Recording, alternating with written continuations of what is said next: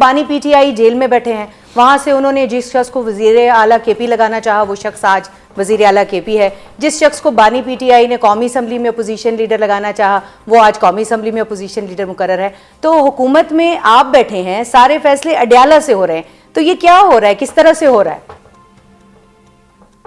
नहीं देखिए, CM KP को तो लगाने का फैसला हुकूमत ने नहीं करना ना, लेकिन अडयाला से तो हो रहे हैं ना सारे नहीं करना है। और वो नहीं, देखिए बात ये, पीटीआई एक जमात है और वो उसकी एक अपनी, ठीक है, वो उधर से अगर लेना चाहते हैं वो लगाएं, जिसको भी वो फैसला करते हैं वो सीएम लगाएं। मगर हमें मेन मसला ये नहीं है, मेन मसला ये है कि आप जिस शख्स को सीएम लगाएं उसको सीएम लगा के जो आपने उसको टास्क दिया है या जिस नीयत से वो सीएम लगाया गया या जिस काम के लिए लगाया गया है वो उसकी जिम्मेदारी के साथ एक कोई कंसिस्टेंसी होनी चाहिए। मिसाल ऐसा नहीं होना चाहिए जो बदकिस्मती से अभी है कि आपने सुहेल आफरीदी साहब को सीएम लगाया है सिर्फ एक काम के लिए कि रियासत के साथ जोर से टक्कर मारें और दहशतगर्दी की जंग में हिस्सा डालने के बजाय दहशतगर्दी की जंग में रुकावट बने, मुल्क में पहिया जाम हड़तालें करें, सिर्फ एक शख्स 190 मिलियन पाउंड की मुजरिम की रिहाई के लिए।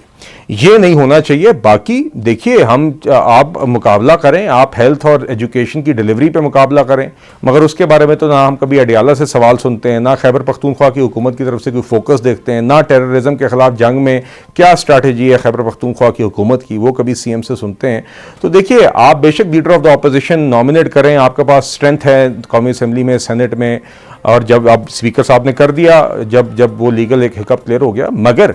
खुदारा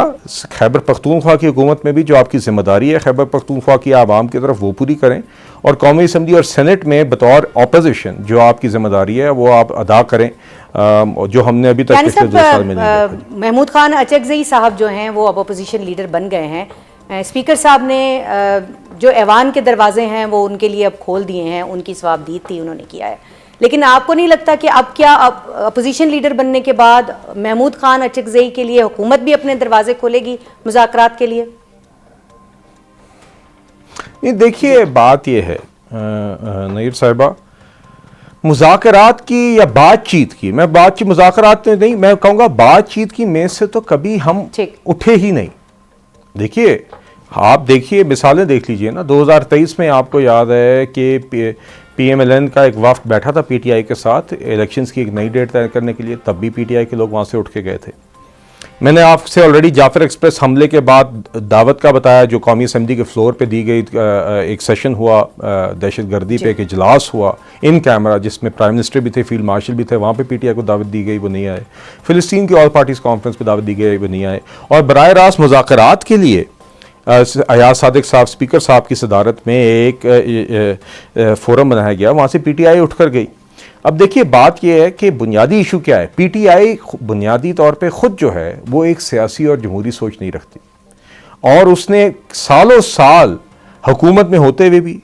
और उससे पहले भी और उसके बाद भी बाकी मेन स्ट्रीम सियासी जमातों के साथ बैठ के संजीदा तरीके से बात करने की सलाहियत कभी नहीं दिखाई। और इसकी बुनियादी वजह वो शख्स है जो अडयाला में बैठा हुआ है, उसकी आप अभी भी ज़ुबान देख लें, उसके ट्वीट्स में उसका माइंडसेट देख लें, तो मेरे ख्याल से अगर कोई चीज़ कोई शख्स रुकावट है संजीदा गुफ्तगू में अपोजिशन और हुकूमत के दरमियान कौमी इश्यूज़ पर गुफ्तगू में, तो वो वही शख्स है जो अडयाला में है। तो मेरी गुजारिश है अपने अपोजिशन के साथियों से कि वो जो यहाँ पर दावे और बातें कर रहे हैं उतना ही वो जोर अपने उस और उनको राजी करने पर लगा लें। बिल्कुल दुरुस्त कह रहे हैं आप। नहीं, राजी करने पे नहीं, उनकी माइंडसेट को बदलने में और उनके जो प्रायोरिटीज हैं। अच्छा यानी साहब, आज इलेक्शन कमीशन ने जो है वो गोशवारे न जमा कराने पे सेनेट, सूबाई और कौमी असम्बलियों के 159 मेंबरान हैं जिनकी रुकनीत सिरे से मुअत्तल कर दी है। तो अब ये सियासतदान गोशवारे क्यों नहीं जमा कराते? बड़े बड़े नाम हैं, विफाकी वज़ीर हैं, मुसद्दिक मलिक साहब का नाम है, फौजिया अरशद साहिबा हैं, आबिद शेर अली हैं, नूरुल हक कादरी साहब हैं, सायरा तारड़ साहबा हैं, महरीन रज़ाक भुट्टो साहिबा हैं, सरदार मिंगल, खालिद मकबूल सिद्दीकी। तो ये सब लोग जो हैं वो अपने क्यों नहीं जमा कराते? जी देखिए, मैं किसी फेलो पार्लियामेंटेरियन पे इस तरह कॉमेंट नहीं करना चाहता। मेरा ख्याल है, देखिए उसमें बुनियादी तौर पे तो मैंने अपने वक्त पे जमा कराए थे जी, जो डेडलाइन थी। आपका नाम भी नहीं है। मैं अब जी नहीं जी, मैंने तो जमा कराए थे, मगर मैं कह रहा हूँ और दीगर और मेंबर्स ने कराए, कैबिनेट मेंबर्स ने कराए, ट्रेजरी और अपोजिशन के मेंबरान ने जमा कराए, मगर दीगर कॉलीग्स ने शायद वक्त पे नहीं जमा करा सके किसी वजह से, तो हम उम्मीद करते हैं कि वो जल्द जमा करा लेंगे। बुनियादी मकसद इसका ये होता है कि जो पब्लिक ऑफिशियल्स हैं, जो पार्लियामेंटेरियंस हैं, उनकी एक ट्रांसपेरेंसी होती है आवाम के सामने, और आई एम सर्टन, देखिए एक सालाना चीज़ है, ये एक रिक्वायरमेंट है जो हम सब फुलफ़िल करते हैं। तो बस मैं यही कह सकता हूँ कि जिसने नहीं कराया उसको जल्द कराने चाहिए, और ये जो एक रिक्वायरमेंट है पार्लियामेंटेरियन होने की, इसको जल्द से जल्द पूरा करना चाहिए। ये तो जी ऐसी चीज़ें हैं जो हम कागज़ जमा कराते हुए भी इलेक्शन के टाइम पे जमा कराते हैं, और उसके बाद मेंबर बनने के बाद भी आपने FBR के साथ अपनी टैक्स फाइलिंग के साथ आप अपनी वेल्थ स्टेटमेंट अलग जमा करते हैं, फिर आप इलेक्शन कमीशन के साथ अपनी अलग जमा करते हैं।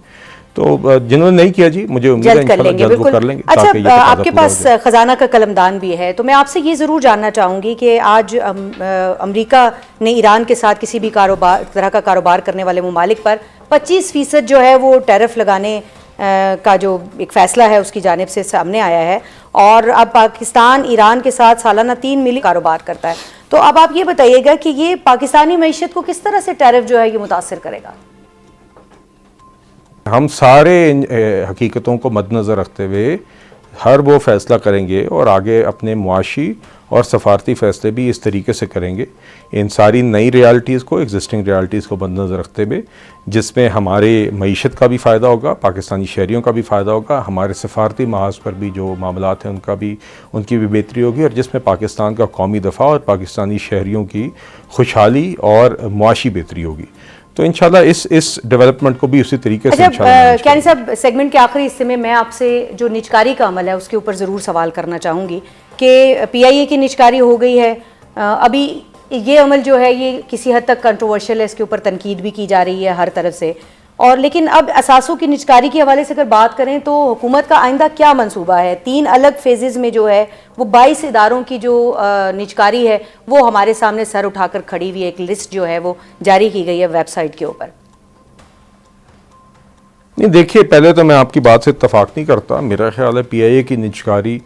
को सराहा गया है, बल्कि हमारे तो बहुत सारे जो मईशत के ऊपर कमेंट करने वाले नाक़िद भी आप कह लें थे, या हमारे क्रिटिक्स भी थे, उन्होंने भी ये तस्लीम किया कि PIA की जो निजकारी है वो एक अच्छी चीज़ है, और जिस तरीके से हुई वो एक अच्छी आउटकम है। देखिए एक लीगल प्रोसेस के तहत, एक कॉन्स्टिट्यूशनल प्रोसेस के तहत, एक साफ, शफाफ और ट्रांसपेरेंट तरीके से एक ऐसी ट्रांजैक्शन कंक्लूड हुई जिसकी आखिर में बोली आवाम के सामने लाइव टेलीवाइज्ड ऑक्शन के दौरान हुई, और उसके अंदर जो मैक्सिमम पॉसिबल कीमत फैच हो सकती थी वो भी मिली, और एक ऐसी ट्रांजैक्शन स्ट्रक्चर की गई और कंक्लूड की गई जिससे ना सिर्फ उसकी निजकारी हुई बल्कि उस निजकारी के अमल के अंदर ही उसकी अपनी जो PIA के अंदर जो आगे उसके अंदर री इन्वेस्टमेंट का प्लान है, जो PIA को आगे खड़ा करने का प्लान है, उस पर भी नए गाहक को पाबंद किया गया है, उसकी इन्वेस्टमेंट को पाबंद किया गया है, उसके प्लान को पाबंद किया गया है। तो इसके नतीजे में इंशाल्लाह PIA, मुझे यकीन है, आगे बेहतर भी होगी, और कौमी ख़जाने पर बोझ बनने के बजाय टैक्स की मद में नेशनल एक्सचेकर में कंट्रीब्यूटर भी बनेगी।